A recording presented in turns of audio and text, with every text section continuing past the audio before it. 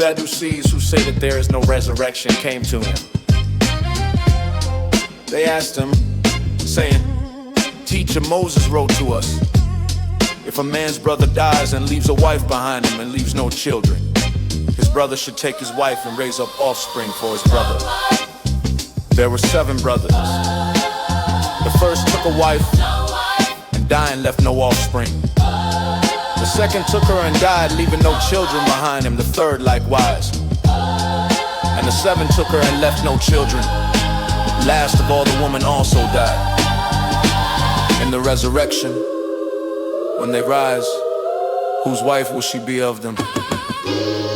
For the 7 had her as a wife. Jesus answered them, "Isn't this because you are mistaken, not knowing the scriptures nor the power of God? For when they will rise from the dead, they neither marry nor are given in marriage, but are like angels in heaven.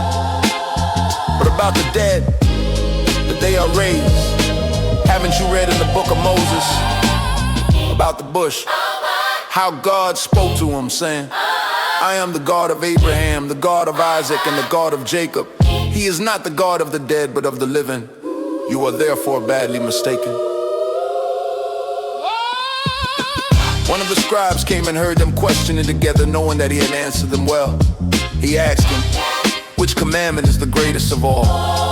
Jesus answered, "The greatest is, Hear Israel, the Lord our God, the Lord is one. You shall love the Lord your God with all your heart, with all your soul, with all your mind, and with all your strength. The second is this, you shall love your neighbor as yourself. There is no other commandment greater than these."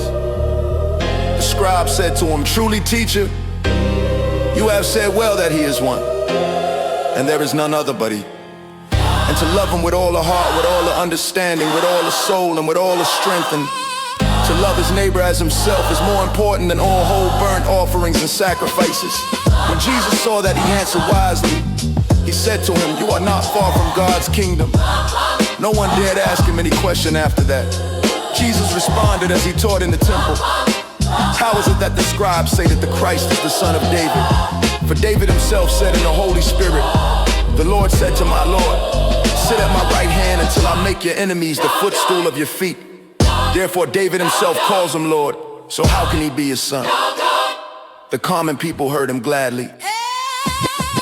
In his teaching he said, "Beware of the scribes who like to walk in long robes and to get greetings in the marketplaces and the best seats in the synagogues and the best places at feasts, and those who devour widows' houses and for a pretense make long prayers. These will receive greater condemnation." Jesus sat down opposite the treasury and saw how the multitude cast money into the treasury.